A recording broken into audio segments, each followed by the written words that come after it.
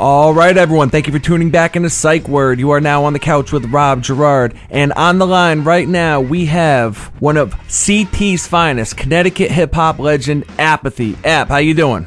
Yo, what's up? How you guys doing? We're doing well, thank you. Thank you very much for spending a couple minutes with us. Now, I needed to get you on the phone, needed to get you on the show, because we need to talk about the new album, Connecticut Casual. Tell me a little bit about that. What can you tell us about the album? I mean, the album is definitely my most conceptual album. It's really, Connecticut Casual is a style of dress, and the album is not completely just about Connecticut. It's about like New England lifestyle, and it's about everything from, you know, Boston and Connecticut and Rhode Island and all the areas up here. And it's a creepy album. It has a lot of sinister, darker tones in it, and I discuss things like, you know, the Kennedy family and Michael Skakel killing Martha Moxley, and it has a lot of tones like that. And then I talk about a lot of things, like I make a lot of references towards the area, like along the shore there, like nautical themes. Like I talk about, you know, Rhode Island with Watch Hill and Block Island and all those spots like that, Cape Cod. And so it's a really super, super New England album. And that's basically the theme of it, man. There's a lot of conspiracy theory stuff on there, and it's just the darker side of Connecticut, and even the darker side of, you know, everything from, I highlight Connecticut from, I grew up on welfare and government cheese, you know what I'm saying? But now, you know, I'm hanging out, going on boats and stuff like that, and you know, fishing and chilling and trying to be out by the ocean. So it's a really strange dynamic. Yeah, and we could definitely tell, because with your first two singles, I think they're your first two singles off the album. I know the videos are out, Curse of the Kennedys and the Martha Moxley video. I had one more with the Grand Leveler with the Masonic. Yes, the Grand Leveler, yep. Now, those are, where do you get the inspiration for that? I mean, I know Connecticut is definitely like a dark state, and our history of like, the negative stuff isn't really as mainstream as, you know, as us being a rich state is. But is that what you wanted to do? Do you want to show kind of like another side of Connecticut in the Northeast?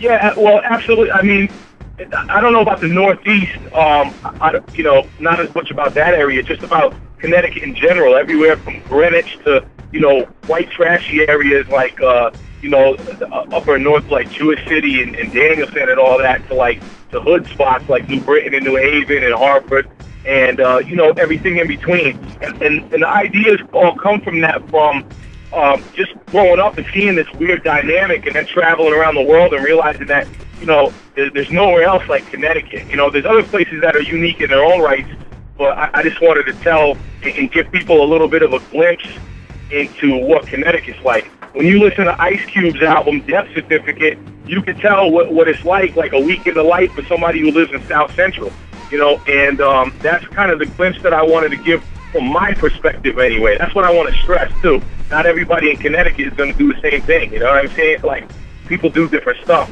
And another thing that I wanted to really do was highlight the creepiness of the New England. Like I said, the Kennedy associations and all that. And the reason why I get inspiration from stuff like that is I try to write and do songs super duper different. Like when I grew up and when I came up, you had Slick Rick telling really crazy stories, and then you had Organized Confusion doing Stray Bullet, where he raps from the perspective of the stray bullet being shot through the gun. Then Nas came along after that and did I Gave You Power.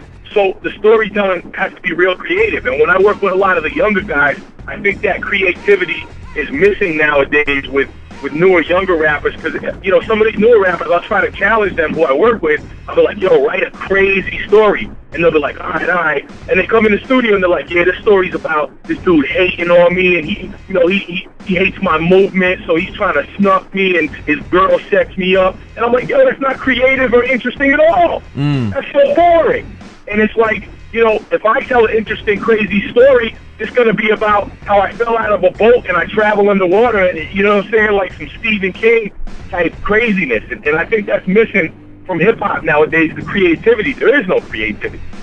Yeah, and correct me if I'm wrong, but I think that you come from an era where unless you were more creative than everyone else, you were not going to get recognized because, let's face it, you're a white rapper from Connecticut, and especially during the late 90s. I mean, good luck with that. Yeah, well, I mean, I started in the mid-90s, so Yeah. This was before Eminem. You know, I've told this story 1,000 times, but to be redundant, this is before Eminem. This is when the last reference to white rappers was Vanilla Ice, because, yeah, sure, there was Third Base and there was House of Pain, who were classics, but people would automatically, the first diss they would say to you would be like, oh, Vanilla Ice, you Vanilla Ice. So this was like prior to when Eminem opened the floodgates. And, you know, it was critical. It was absolutely critical. And especially at a time when everybody was coming out with something super original. You had Wu-Tang coming out. You know, you had Bad Boy coming out with really original stuff. You had all the West Coast with Snoop Dogg and Dre and everybody and native tongues. So back then, you had to be extra crazy, and you had to do stuff that was really ill that would set you apart, and you had to be like a goddamn Jedi Knight when you came in and rap.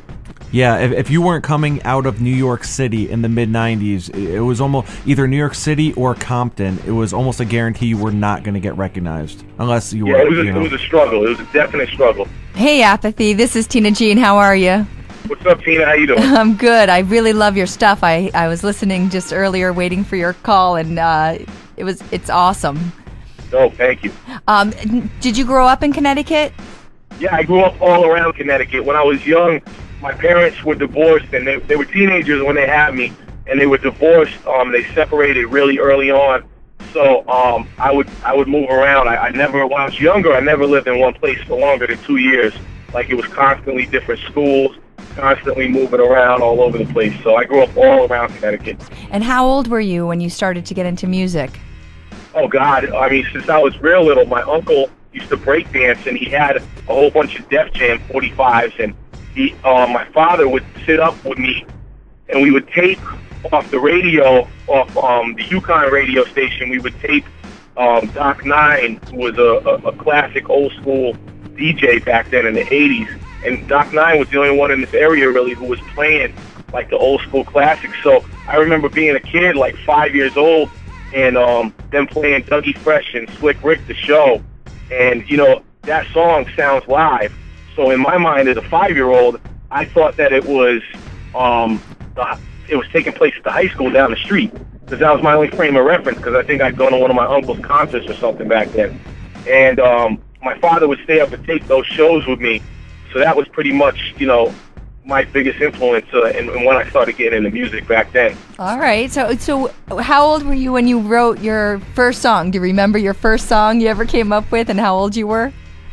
I think I was like, I would write verses. I don't remember when I started piecing together actual whole songs, but I would write verses here and there, and it started with freestyle, and I would walk around the house when I was really little, like 6 or 7, copying Run DMC, but I would change the words.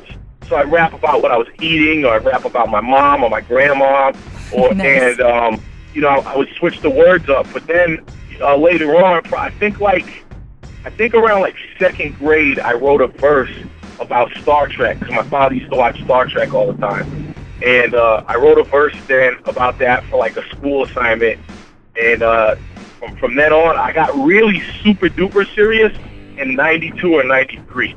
That's when I got really, really gung-ho and started filling up notebooks. That was right around that Chronic era too, 92, 93. Yep. Now, App, let me ask you something now. Fast forward, right? Working with DJ Premier. Now, to any, you know, kind of, you know, real hip-hop head, that, I mean, that cosign doesn't get any bigger than DJ Premier. So how did you end up getting connected with him? And I mean, I know you have Stop What You're Doing, but you've also done other tracks with him too, right? Yeah, absolutely. Preem is a good friend of mine. Preem is he's actually somebody I could call a personal friend now, which is surreal to me, because when I was a kid, he was beyond my idol. He was a god to me. He was everything. Like DJ Premier, like, I mean, you know, not for nothing, when I was young, I used to have dreams, like literally I'd have a dream where I had a beat by DJ Premier, and I'd wake up and be like, oh man, I wish that was actual reality. But you know, and then I had got linked up with DJ Premier through my homie DJ Eclipse, who's the DJ for Nonfiction, and DJ Eclipse is a legend. you know, in the New York scene. And Eclipse had hooked me up with him because, you know, I had met Premier once at a show he was doing in Rhode Island, and I came up and gave him props, and he goes, "Oh yeah," he goes, "I know who you are. I play your record." And I was like, wow. So that blew my mind right there. And I said, "Yo, we got to work at some point." And you know, I didn't want to stress it like that, so I just let it be. So I tried to figure out who I had a connection with the Premier, and that was Eclipse. And Eclipse facilitated that, and we linked up. And then Premier and I just started chopping it up, and we just got along real well. We really connected, so we became real good friends. How insane is that? I mean, you know, you think about, you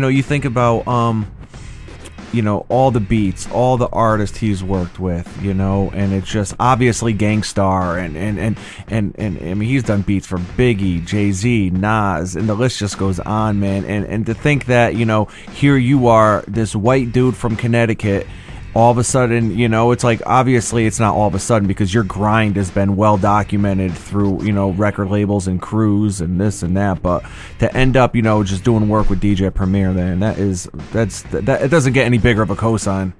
It's crazy to me, man, and I'll tell you what, at the end of the day, I'm 35 right now.